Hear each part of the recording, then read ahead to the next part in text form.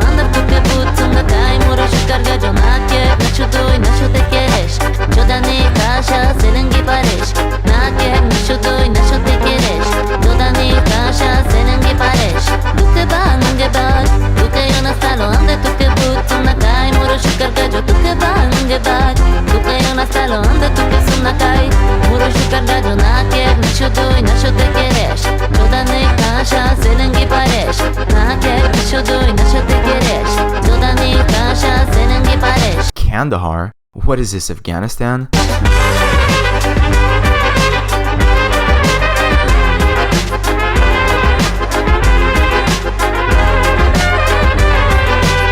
So I stopped in a tiny town called Waynard. Yeah, this is in the middle of nowhere already.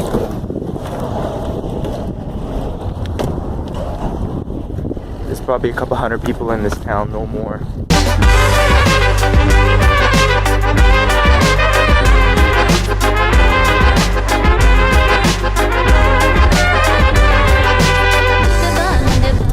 So I took this detour from the main highway, going towards a town called Melville. It's a small town, and the reason why I'm going there is because there's a very well-preserved synagogue, a historical synagogue there. It's 100 years old or so, and the roving rabbis from the last episode were there, but they didn't get to see the inside because the owner just was not available. They were able to get his phone number, but he just wasn't around to let them in. So they gave me his phone number, knowing that I'm going to Winnipeg and that it's sort of on the way. And he's willing to meet me and let me see the inside of this synagogue, which apparently is just really, really well preserved and in good condition. So it is worth it for me to make this detour because this is a very special place that I get to see today, delving deep into the rich Jewish history that Saskatchewan has.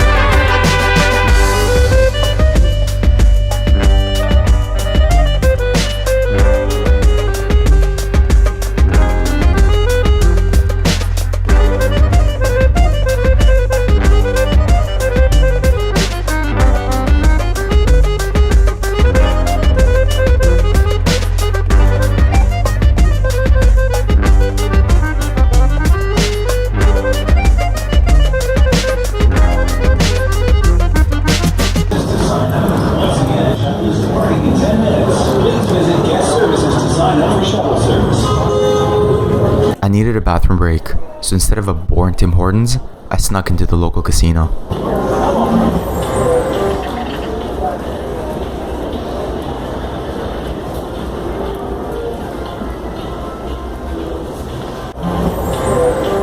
Mission accomplished.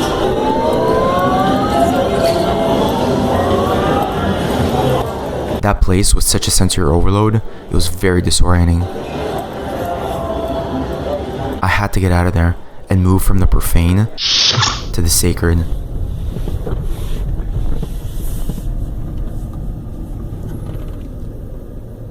I'm here. The owner of the building met me and showed me the inside of the synagogue. So you can see like where the podium would have been here in the middle, eh? You can see the mark on the floor, eh? Right. And when we were renovating, we had cut a big hole in the floor right here because the building was in danger of collapsing at the time. Eh? Can you go up to the women's gallery? Yeah, structurally she's very sound now. They added this in 1932, the balconies, you see. Oh yeah? Originally they had a wall. How old is the building? Well, they started building this one about 1918, 1919. And, so it's 100 years old. Yeah, without, That's the same thing here. Unfortunately, he was using it as a storehouse, but said he had intentions to one day renovate it and restore it to its former beauty, even if there was no Jewish community to serve there anymore. He was saying that Melville used to have a thriving Jewish community, but that by now they all moved to bigger cities. You see the stone here, Melville Hebrew Synagogue, 1932. Very interesting. But in 1932 is when they built the balconies and this section.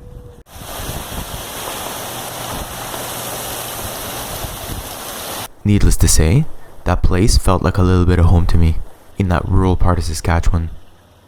Despite the heavy rains, I had to keep moving. Winnipeg was waiting.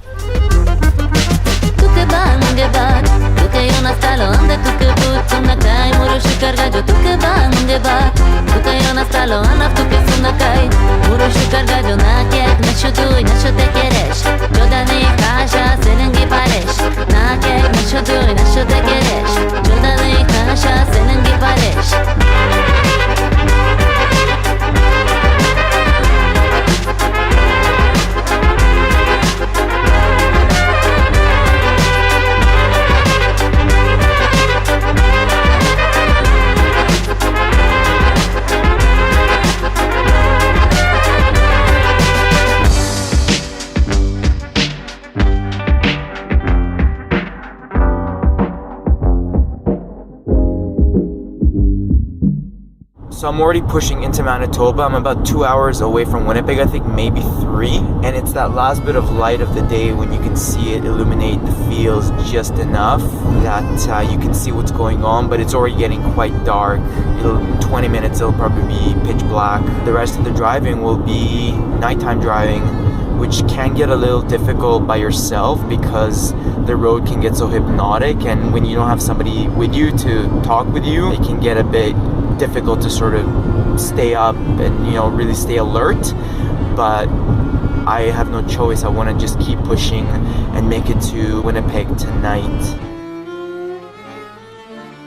So after a full day of driving, I've entered Winnipeg. So right now what I need to do is figure out what gym I'm going to go to, because first thing I need is a shower, and then I'll be ready to find where I'm going to sleep tonight, which I have no idea where it's going to be. I don't even know the city at all, so that's going to be an interesting experience. That's my shower. Winnipeg is a lot bigger than Saskatoon, so I could be driving for a long time if I'm not going to just choose a spot. One educated guess that I could go to is an area I know of called Tuxedo. So yeah, I'll head out to that area and see what I can find. So I am in Tuxedo, but I'm not sure that this is going to be a good area. There's like no cars anywhere, so what this means is that if I'm parked on the side of the street, I'm going to stand out. It is a very rich area, a lot of huge mansions. You want to blend in, you don't want to stand out. I don't know if that's going to work. So yeah, let me look elsewhere. Okay, I think I found my area. So I just happened to drive through this boulevard with all these lovely shops and restaurants, and so I just turned off the main avenue here and I'm just kind of rolling around the little streets. This seems to be a neighborhood with a vibe that feels safe. The streets are deserted, and just kind of that first impression when you arrive at a new city, you don't know where you are and you're just kind of looking everywhere like, oh, this looks interesting, this looks curious. So I think I found my spot. It's not perfect, but it's just the best I found tonight, and it is 3 a.m. I need to just go to sleep. So I think this is it for the night. Tomorrow morning I'm going to look for one of those cool coffee shops and start my day in Winnipeg. Good night.